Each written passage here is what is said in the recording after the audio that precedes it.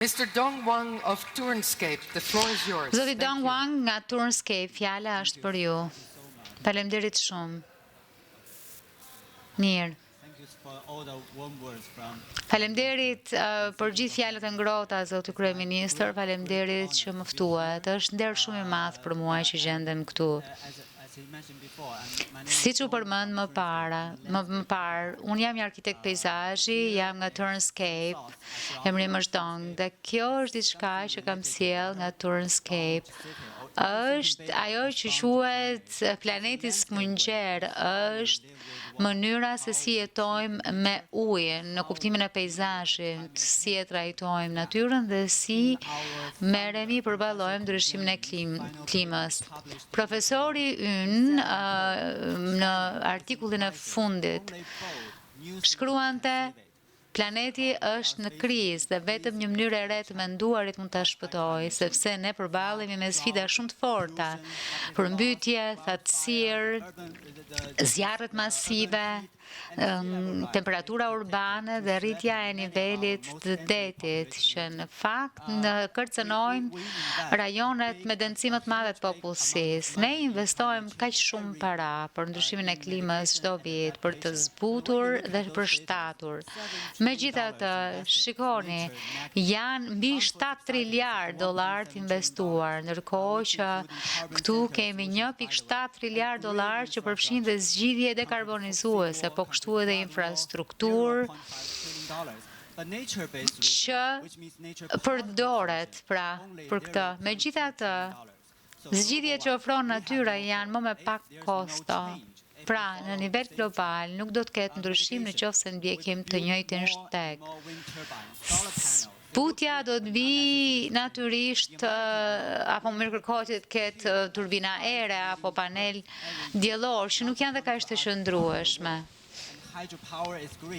Natyrisht që energjia hidrike është e gjelbër pas pak. Shiheni se si ky lloj ndërtimi vret natyrën. Përshtatja 1.7 trilion dollar investuar nga EIB, nga Banka Botërore, nga të gjithë çdo vit. Pra ajo çfarë bëjmë është të bëjmë gjithë infrastruktura nga Malajzia, në Indi, në Kinë, në përpjekje për të ruajtur qytetet nga përmbytja, duke ndërtuar diga gjithmonë më të mëdha dhe që natyrisht dështojnë që të ruajnë nga këto katastrofa. Po kjo ndodh kudo, në Kenya, në Libi, në Arabinë Saudite dhe vitin e kaluar në Brazil. Këtu është në Kinë, ku 300 njerëz gjetën vdekjen nga rreshjet e forta të shiut. Dhe ndërkohë kemi edhe një rritje të emetimit të dioksidit karbonit. Flasim të gjithë për zgjidhje me bazë në natyrë, pemë, mbjellje e tyre kështu me radhë. Megjithatë, ajo çfarë kemi është 0.2 trilion dollar dhe na duhet të gjejmë Chelsea për ta bërë këtë. Po ku e gjejmë këtë Chelsea? Këtu shohim që ka një korelacion edhe më të fortë me ndryshimin e temperaturës. Uji është gjithmonë më tepër kritik të është Chelsea. Këtu infrastruktura konvencionale dështon. Kur u shpik më së pari ishte në Angli, në Francë, gjatë revolucionit industrial, dhe në vendet ku u ndërtuan kishte një klim shumë të butë. Ja pse sistemi i tubacioneve funksionon, por ndërkohë tani jo më për shkak të ndryshimit të klimës. Shiheni këtu në New York, megjithatë prap është më e vogël krahasuar me pjesë të tjera të botës, ku në fakt çështja është të mbijetosh. Mund ta shihni për shembull këtu janë musonet, apo këtu në 2012 në Pekin. Me dhjetra mijëra njerëz u mbytën në qendër, në kryeqytet. Ndërkohë njerëz që zhduken apo që gjejnë vdekjen për shkak të rreshjeve të shiut. Megjithatë, në gjitha këto vende, në gjitha këto qytete, ne përdorim të njëjtën infrastrukturën ngria të industriale që gjendet kudo. 80% e jugut global përdor thuajse të njëjtën infrastrukturë për përballet me klima krejt të ndryshme, sepse klima musonike ka thatësirë e rreshje çdo vit. Pra është një çështje e mbijetesës nivel global. Më shumë se 40% e rritjes së nivelit të detit shkaktohet nga uji që kalon në oqean, pra ujëra nënteksore që pastaj zhduken apo ikin nga pjesa e tokës. Duhet të gjejmë mënyrën se si t'i mbajmë në tokë këto ujëra dhe kjo është në fakt gjysma e zgjidhjes. Prandaj e quajmë planet sfungjer, qytete sfungjer, mbështetur në tokë, zgjidhje tërësore të ujit. Pra, nga dalsimi i fluksit të qarkullimit të ujit dhe rritja e nivelit të ujit. Këtu u frymëzuam nga kultura musoneve.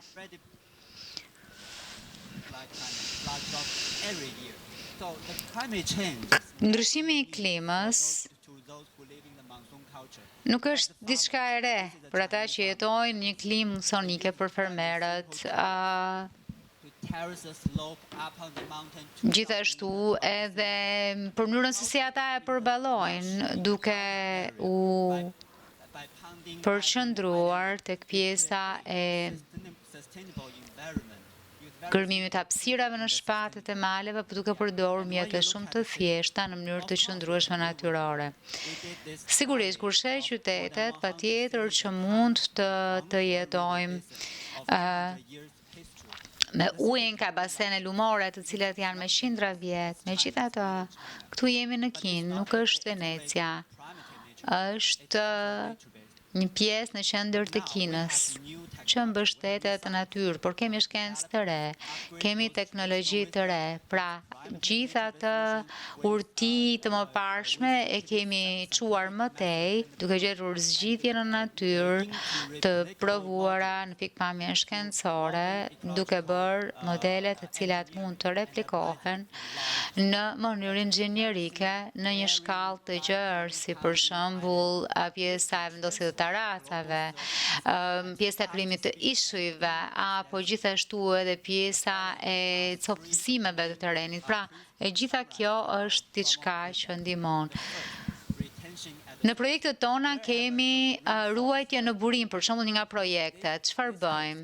Në këtë rast, në qytetin Sangja, në jug të Kinës, shihni që ky është një master plan sfungjer, po themi, për të gjithë qytetin, për të kuptuar se ku ndodh përmbytja. Në fakt, uji nuk është diçka që kërkon kaq shumë tokë.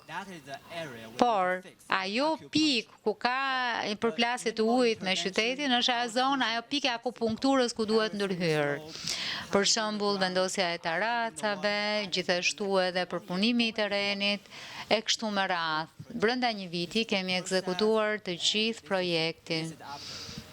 Ky është në proces, kjo është pamja më pas. Shihni se çfarë ndodhte më parë me përmbytjet, me thatësirë dhe shihni çfarë ndodh tani. Pra këtu mund të shihni se sa apo si ndodh kjo pjesë e mbrojtjeje. 5 vjet më vonë, pra 5 vjet pas këtij projekti, zgjidhëm problemin e përmbytjes. Në 2024 e gjithë hapësira u përball me një unas të tërë uji gati rrezikuar për të përmbytur. Dhe ndërkohë ky projekt që ne bëm pati mundësi ta ndalonte këtë gjë. Një tjetër rast në Changjiang, në qytetin Nanchang, transformuam këtë rezervuar, këtë pjesë uji në një pyll pluskues, pra na duhej vërtet gjelbërimi, por na duhej ujë, por na duhej edhe parku. Pra arritëm të projektonim hapësira përreth ujit.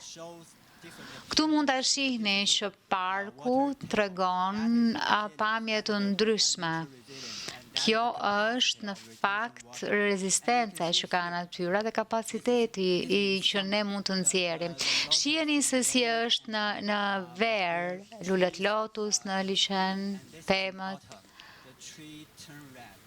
Pra kjo është vjeshta, ku pemët kanë marrë ngjyrë të kuqërreme dhe është kaq bukur. Sepse të gjitha janë afër ujit, pluskojnë në ujë dhe të përfshin aty në ujë, dhe gjithashtu dhe njerëzit lidhen më shumë me natyrën, me ujin. Sigurisht që ne e pastrojmë, e purifikojmë ujin, përdorim një proces dhe njerëzve ju pëlqejnë zonat përreth. Aty mblidhen familjet, zhvillohen gjithë këto aktivitete brenda parkut.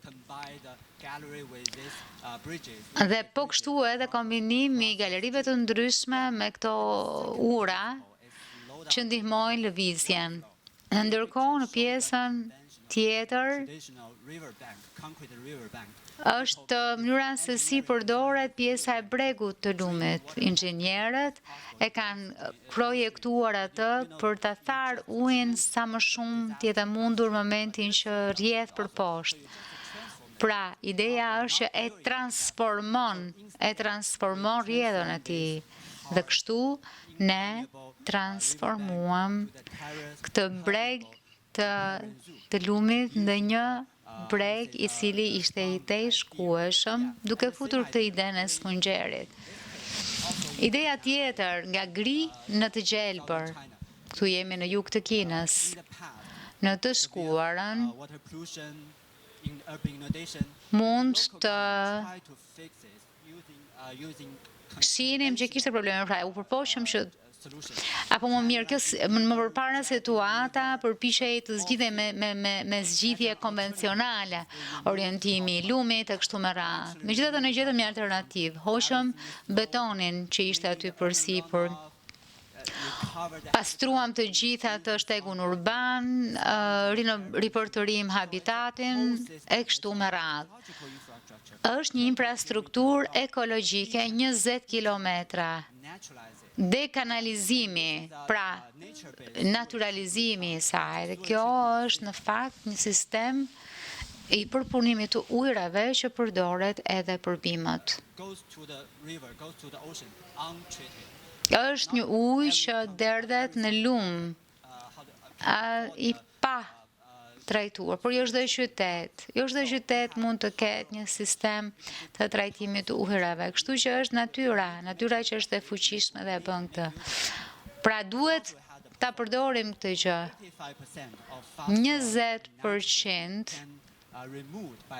e nitrogenit dhe e elementeve të papastra mund të ishen apo të zhbohen nga ky proces natyror.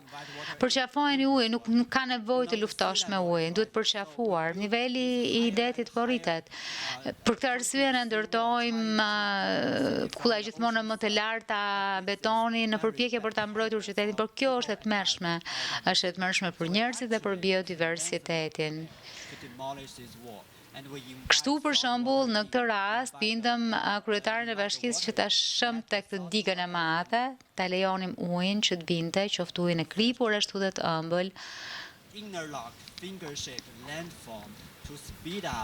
në mënyrë që të përshpejtonte procesin natyror të krijimit të këtyre ishujve të tokës. Dhe në fakt është proces që po ndodh në këtë pjesë.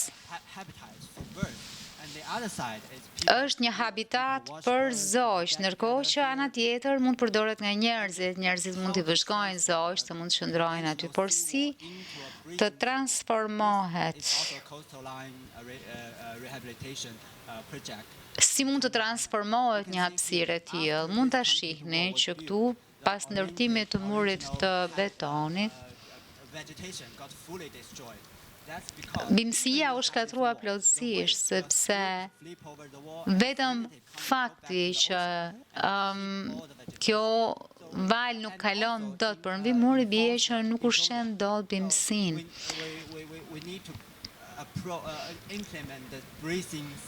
Na u desh në fakt që të krijonim apo më mirë të transformonim pjesën e tokës, të shndronim nga beton në tokë që gjallonte, që frymonte. Pra kjo është para dhe pas, shihni që tashmë kjo është një hapësirë që gjallon, që merr frym. Dhe nuk është vetëm kjo, por e gjithë sistemi, edhe bujqësia apo mërfermat janë shndruar në habitate njerëzore të specieve të asaj toke. Dhe qyteti mbrohet tashmë nga sistemi natyror, jo nga ndërtesat apo muret. Në 2024 u përballëm me super tajfunin Yagi, ku ai muri konvencional, diga konvencionale që do të mbronte nga uji i detit, u shëm ndërkohë që ajo çfarë ndërtuam e bëm ne vazhdoi të ishte në këmbë.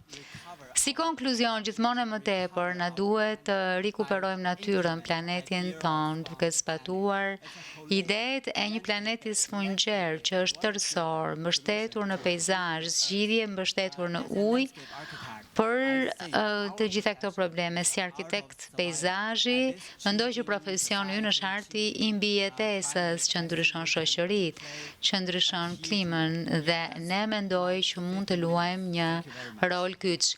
Po, kaq ishin 15 minutat e mia. Amazing. E jashtëzakonshme. Faleminderit, kaq e bukur. Faleminderit shumë. Edhe një tjetër duar trokitje. At breakfast you said, I hope I can carry the spark of my... Gjatë mëngjesit më the shpresoj që të ruaj shkëndijën e mjeshtrit tim dhe mendoj që ja dole. Faleminderit shumë, histori e mrekullueshme.